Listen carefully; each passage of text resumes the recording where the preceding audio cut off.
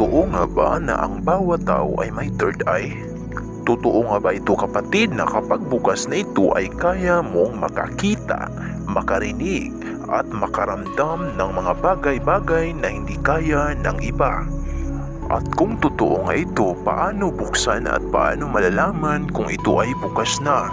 Yan ang ating pag-uusapan sa videong ito mga kapatid. Pero bago ang lahat, kung bago ka pa lang sa aking channel at gusto mong mga ganitong videos o usapin, mag-subscribe na po at pindutin ang bell icons para lagi po kayong updated sa tuwing may bago po akong upload na videos. Maraming salamat po. Lahat ng tao ay may third eye. Ngunit hindi po ito basta-basta magagamit kung sino-sino. Kinakailangan ng mahaba-habang araw at matinding pasensya para ito ay mabuksan.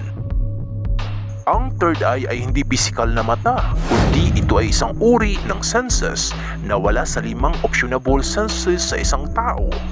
Ang sense of sight, smell, hearing, taste at feeling.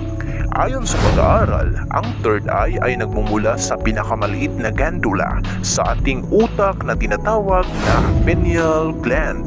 At dito nagmula ang creativity, intuition, and imagination. Ang pineal gland ay matatagpuan sa right side ng ating utak na siya ring nagbibigay ng panibagong pananaw sa mundong materyal na ating ginagalawan. Ngunit paano nga ba ito mabuksan? Sa hindi po nakakaalam, may iba't ibang pamamaraan po ang pagbubukas ng third eye. Isa na po doon ang paggamit ng orasyon. At kung hindi pa kayo bihasa sa paggamit nito, mas mabuti na gumamit kayo ng pamamaraan na hindi na kinakailangan ng orasyon. Katulad na lang ng pamamaraan na ibabahagi ko ngayon mga kapatid. Ngunit kung kayo naman ay interesado sa pamamaraan ng paggamit ng mga orasyon ay hanapin niyo po lamang ang ginawa kong video tungkol diyan. Pero paalala po lamang muna mga kapatid, dapat po mag-ingat sa pagbukas ng ating third eye dahil kung hindi nyo po ito kakayanin ay pwedeng mawawala ang inyong pag-iisip, mababaliw o mababalisa. Sapagkat kapag tuluyan nyo po itong mabuksan, kayo ay makakaramdam at makakakita ng engkanto, nilalang na hindi nyo dapat makita. Makakakita din kayo ng pangitain tungkol sa hinaharap, mga panaginip na kagimbal-gimbal at marami pang iba. Ano ang mga pamamaraan upang buksan ang third eye? Una ay kailangan nyong mag-medicate. Alisin ang mga lahat gumugulo sa utak at baliwalain ang mga bagay-bagay o ingay na narinig sa paligid. Huminga ng dahan-dahan. Mag-concentrate sa iyong paghinga hanggang ramdam nyo na ang panatag at malumanay na ang iyong pakiramdam. Pakiramdaman ang dulo sa iyong daliri sa paa. I-relax lang ang mga ito. At kapag relax na, pagapangin at pakiramdaman na ito sa buong katawan hanggang makarating sa tuktok ng iyong ulo. At kapag nagawa niyo po ito ay hindi na istorbo na kahit na anumang bagay, ay magiging handa na din kayo sa mga impression na maaari ninyong matanggap.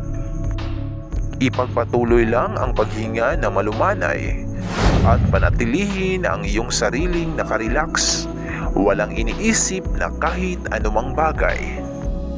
At concentrated lang sa pagpasok at paglabas ng hangin sa iyong katawan. Maaari kang antukin mga kapatid, mainip o mapagod, pero natural lang ito dahil hindi pa sanay ang iyong isipan na mapayapa dahil sanay ito sa gulo na normal na buhay sa material na mundo. At kapag na-distract ka kapatid ay ulitin mo lang ang pag-relax sa iyong sarili. Gawin lamang ito sa kada araw sa kahit anumang oras, pero mas maganda kung bago ka matulog. Ang layunin ng pamamarang ito ay upang ihanda ang sarili para matutong tumahimik, makinig at makiramdam sa mga impresyon o enerhiya na maaari mararamdaman. Gawin po ito ng paulit-ulit paulit-ulit hanggang sa maramdaman nyo na para bang tumalas na ang inyong pandama at pakiramdam. Kapag nangyari ang mga ito, masasabi nyo na kapatid na unti-unti nang nabuksan ang iyong third eye. Ang kailangan nyo lamang gawin ay palakasin ito upang lumalim pa ang iyong kakayahan. Uulitin ko po lamang mga kapatid, mag-ingat po sa pagbubukas ng third eye. Hindi po lahat ng may gustong mabuksan ito ay nagagawa. At sana po kapatid sa videong ito ay nakatulong po ito sa inyo. Kung may katanungan o suggestions, mag-comment lang po sa baba. Hanggang dito na lamang po mga kapatid. Hanggang sa susunod ko pong videos. Thank you so much and God bless sa ating lahat.